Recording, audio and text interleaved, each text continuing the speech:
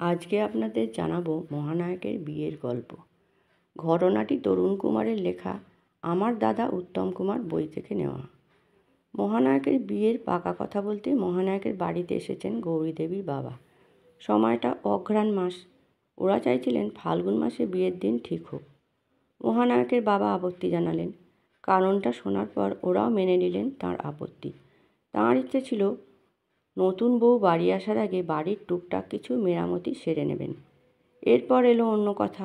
গৌরীর বাবা জিজ্ঞাসা করলেন, বিয়ের যৌতুক হিসেবে আপনাদের কী দিতে হবে, মানে আপনাদের দাবি কী? মহানায়কের বাবা শান্তি কণ্ঠে উত্তর দিলেন, আমার বড় মেয়ে অনেক দিন হলো মারা গেছে, এই প্রথম ছেলের বিয়ে। জানি না বিয়েতে কী দিতে হয় বা কী চাইতে হয়। আমাদের কিন্তু কোনো দাবি নেই, যদি কিছু দিতেই হয় যা প্রাণে চায় দেবেন। পরে গৌরী দেবীর মুখে শোনা গেছে তাঁর বাবা বাড়ি ফিরে প্রশংসায় পঞ্চমুখ হয়ে নানা কথা বলেছিলেন। বারবার বলছিলেন, এতদিন কেবল চারা গাছটা দেখেছি, আজ দেখলাম বট গাছ। অমন বট গাছ না হলে কি আর অত ভালো চারা গাছ জন্মাতো? 1948 সালের 1 জুন উত্তম কুমার বিয়ে করতে গেলেন ডেমলার গাড়িতে চেপে। ডেমলার গাড়ির তখন দারুণ কদর। রোলস রয়েসের পর ডেমলারের স্থান। কলকাতার হাতে গোনা কয়েকজনের ডেমলার ছিল। তরুণ কুমার তারই একটা জোগাড় করেছিলেন দাদার বিয়ে উপলক্ষে। আসলে বিয়ের কদিন আগে উত্তম কুমার তার ভাইকে বললেন, বুড়ো, কোন গাড়িতে আমি বিয়ে করতে যাব এখনও তো সেটাই ঠিক হলো না। তখন তরুণ কুমার দায়িত্বটা নিয়ে বললেন, গাড়ি নিয়ে তোমায় চিন্তা করতে হবে না, তুমি অন্য সব দিক দেখো। বিখ্যাত ক্যামেরাম্যান বিদ্যাপতি ঘোষের জামাই মলয় ছিল তরুণ কুমারের বন্ধু। বিশাল কলিয়ারি ব্যবসা ওদের। নিউ আলিপুরে বাড়ি। বেশ কয়েকটা গাড়িও ছিল। সেখানেই দৌড়েলেন গাড়ি চাইতে বন্ধুর কাছে। মলয়ের বাবা মা দুজনেই তাকে খুব স্নেহ করতেন। প্রথমে ওদের ফোর্ড গাড়িটা চেয়েছিলেন সংকোচের সঙ্গে। মলয়ের বাবার কানে কথাটা যেতেই উনি বললেন, বুড়োর দাদার বিয়ে, গাড়ি চাইতে এসেছে, ফোর্ড কেন, ওকে আমাদের ডেমলারখানায় দিয়ে দাও।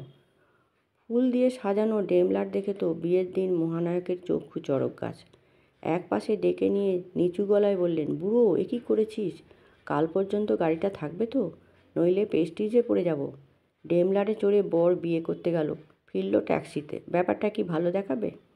যদিও তরুণ কুমার জানতেন পরের দিন পর্যন্ত গাড়িটা পাওয়া যাবে, তবু কোনো ঝুঁকি না নিয়ে ড্রাইভারকে আড়ালে ডেকে জিজ্ঞেস করলেন, কালকের জন্যে মলয় বলে দিয়েছে তো? ড্রাইভার মানুষ হিসেবে খুব সজ্জন ছিলেন। তাঁদের দুশ্চিন্তার কারণ উপলব্ধি করে বললেন, আপনাদের ভাবনার কিছু নেই, আমি রাতে আজ নিউ আলিপুরে ফিরে যাব না, এখানেই গাড়ির মধ্যে রাতটা কাটিয়ে দেবো। কাল দাদা বৌদিকে বাড়ি পৌঁছে দিয়ে তবেই আমার ছুটি। কৃতজ্ঞতায় আপ্লুত হয়ে গিয়েছিলেন সেদিন তরুণ কুমার।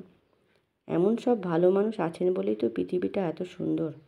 যদিও গৌরী দেবী আর তাঁদের বাড়ির দূরত্ব বেশি ছিল না, তবুও বরযাত্রীর দল গিয়েছিলেন গাড়িতে। বিয়ের পর খাওয়া দাওয়া সেরে তরুণ কুমারও বাড়ি ফিরে এসেছিলেন বরযাত্রী দলের সঙ্গে। দাদার বিয়ে, ভাই কি বাসর সঙ্গী হতে পারে? পরে জেনেছিলেন দাদার বিয়ের বাসর ভালোই জমেছিল। দাদা বৌদি দুজনেই গান জানতেন। গান, গল্প, হাসি তামাশায় রাত কেটে ভোর হয়ে গিয়েছিল। তাঁদের নিয়মে বউ নিয়ে বাড়ি ফেরার কথা সকাল সকাল। গৌরী দেবীকে নিয়ে ডেমলার যখন গিরিশ মুখার্জি রোডের বাড়ির সামনে এসে দাঁড়ালো, সারা পাড়ার লোক জড়ো হয়েছিল। নতুন বউ দেখতে কে না চায়। অনেকের আগেই গৌরী দেবীকে দেখা, পাড়ার মেয়ে গৌরী, আগে দেখবে নাই বা কেন, কিন্তু সকলেই সেদিন স্বীকার করল চ্যাটার্জি বাড়িতে এত রূপসী বউ এর আগে কখনো আসেনি। গৌরী দেবীর পরের চেহারা যারা ছবিতে দেখেছেন তারা মেলাতে পারবেন না সেদিনের নববধূর সঙ্গে। তখনও গৌরী দেবী অতখানি মোটা হননি। এক নজরে দেখলে মন বলে উঠত প্যারাগন অফ বিউটি। মহানায়কের মায়েরও তখন শরীর স্বাস্থ্য ভালো। গৌরী দেবীকে বরণ করে প্রায় পাঁজাকলা করে নামিয়েছিলেন ডেমলার থেকে। এইভাবেই প্রায় কোলে নিয়ে তুললেন ঘরে। সেদিনটা বাড়িতেও নানা আচার অনুষ্ঠান থাকে, বিশেষ করে কুসুমডিঙাতেই তো অনেকটা সময় চলে গেল। দুপুরে বউ নিজের হাতে পায়েস দিল সবার পাতে। সবাই মজা করে খাওয়া দাওয়া করল। বিকেলের পর থেকে হালিকরদের ব্যস্ততা বেড়ে চলল। সেকালের নেমন্তন্ন বাড়িতে মিষ্টির বিভিন্ন পদ থাকলেও বাইরে থেকে কিনে আনা হতো না।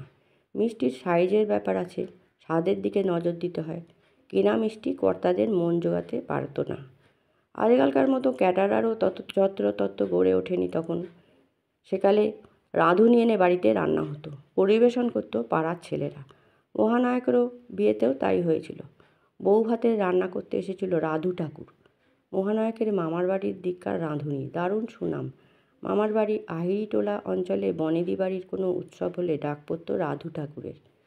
কেন যে ওকে নিয়ে লোকে টানাটানি করত তার প্রমাণ পাওয়া যায় রান্নার পরে। প্রত্যেক নিমন্ত্রিত বলতে বাধ্য হয়েছিলেন, রান্না তো নয়, যেন অমৃত খেলাম। পরিবেশন করেছিল সেদিন তরুণ কুমারের বন্ধুরা। অন্তত জনা 25-30 খাটিয়ে বন্ধু ঝাঁপিয়ে পড়েছিল সেবার মহানায়কের বিয়েতে। নিমন্ত্রিতদের সংখ্যা ছিল প্রায় 1000-এর ওপর। সংখ্যায় অনেক বেশি থাকলেও তারা ম্যানেজ করেছিলেন কিন্তু সুষ্ঠুভাবে। সেদিন ফুলশয্যার রাতে অনেক কিছু কাণ্ড হয়েছিল। মহানায়কের এক বৌদি তার ননদকে নিয়ে মহানায়কের ফুলশয্যার ঘরে ট্রাঙ্কের পেছনে লুকিয়েছিল। কিন্তু উৎসাহে জল ঢালল বাড়ির একজন। ট্রাঙ্কের সামনে দড়াম করে জলের গ্লাস রেখে মহানায়ককে ইশারা করতেই উনি বুঝে গেলেন ট্রাঙ্কের পেছনে গণ্ডগোল আছে। মহানায়ক ওদের দেখে বললেন, ওহ, তোমরা পারো। আমার ফুলশয্যা দেখবে তো? বেশ, আজ আমি জানলা দরজা সব খুলে রাখছি। ট্রাঙ্কের পেছনে যাওয়ার কি দরকার? বারান্দা থেকেই দেখো সবাই। স্বীকার করতে বাধা নেই, মহানায়কের বিয়ের পর তাঁদের ঘরের চেহারাটা পাল্টে গেল রাতারাতি।